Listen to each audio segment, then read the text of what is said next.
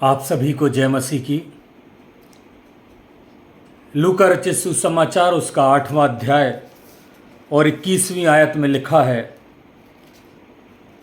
मेरी माता और मेरे भाई ये ही हैं जो परमेश्वर के वचन को सुनते और मानते हैं। प्रभु यीशु मसीह एक भीड़ के बीच में वचन का प्रचार कर रहा है। भीड़ इतनी है कि उसके माँ और उसके भाई प्रभु यीशु मसीह के पास तक नहीं पहुंच पा रहे।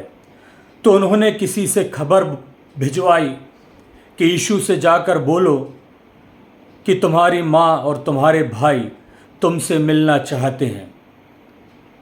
प्रभु यीशु मसीह ने एक बड़ा विचित्र सा उत्तर उस व्यक्ति को दिया, और वह यह था कि जो परमेश्वर के वचन को सुनते और परमेश्वर के वचन को मानते हैं, वही मेरी माता, वही मेरे भाई और वही मेरी बहन है।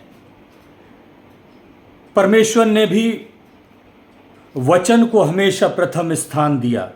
प्रभु यीशु मसीह ने भी वचन को प्रथम स्थान दिया, और यही बात प्रभु यीशु मसीह लोगों को और अपनी माता और अपने भाई को भी बताना चाहता था कि तुम्हारे जीवन में पहला स्थान परमेश्वर का वचन होना चाहिए।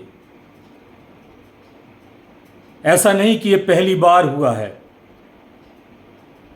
एक बार और जब फसह के पर्व के समय 12 साल की उम्र में प्रभु यीशु मसीह खो जाता है, तो माता मरियम और पिता यूसुफ उसको ढूंढते हुए जाते हैं, और जब वह मिलता है तो उससे कहते हैं कि तूने हमारे साथ ऐसा क्यों किया।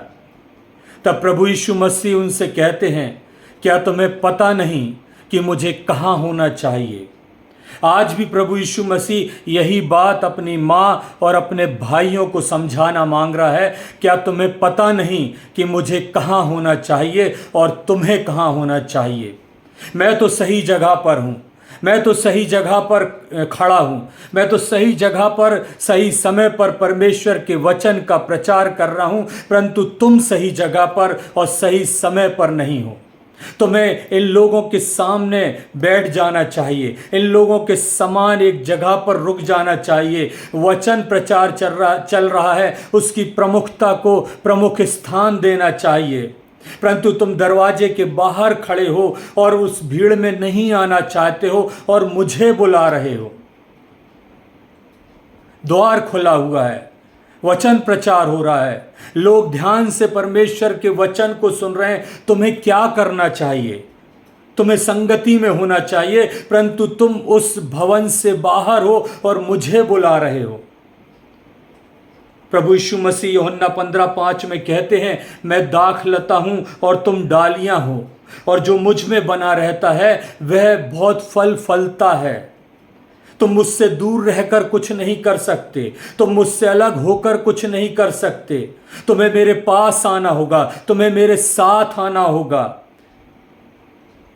ये बात प्रभु यीशु मसीह समझा रहे हैं, और इसलिए कह रहे हैं कि संबंध प्रमुख नहीं है, माता पिता भाई बहन प्रमुख नहीं है, परंतु वचन सबसे ज्यादा प्रमुख है। और जिसने वचन को प्रमुखता दी है उसने परमेश्वर को प्रमुखता दी है। और प्रभु यीशु मसीह कहते हैं कि जो वचन को सुनते और मानते और उसके पीछे चलते हैं, वही मेरी माँ, वही मेरे पिता, वही मेरे भाई और बहन है।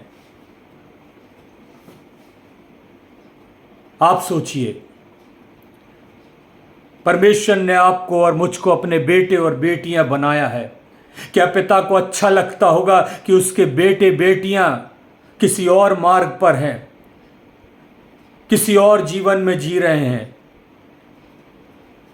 पिता को दुख होता होगा, पीड़ा होती होगी, पीड़ित होता होगा। मैंने चाहा कि जैसे मुर्गी अपने बच्चों को अपने पंखों के तले रखती है, वैसे ही तुमको मैंने रखना चाहा, परंतु तुमने नहीं चाहा।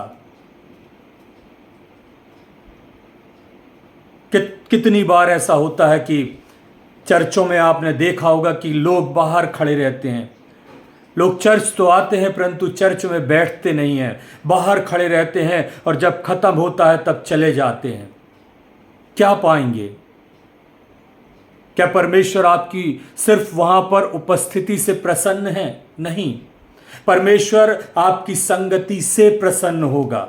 परमेश्वर आपके चर्च के अंदर बैठने से प्रसन्न होगा, बाहर से नहीं होगा। और यही बात प्रभु यीशु मसीह अपनी माँ और अपने बहन के लिए कह रहे हैं। वे जो यहाँ अंदर हैं, जो वचन सुन रहे हैं, वही मेरे माँ, पिता, भाई, बहन, बेटे और बेटियां हैं।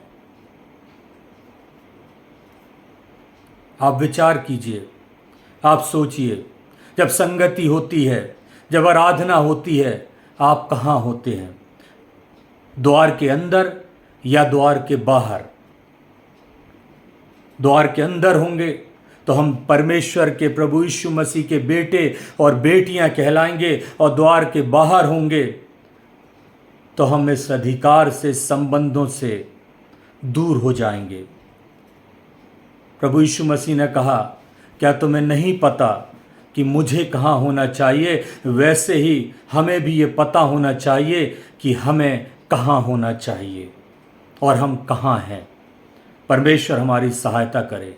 यीशु सहाय।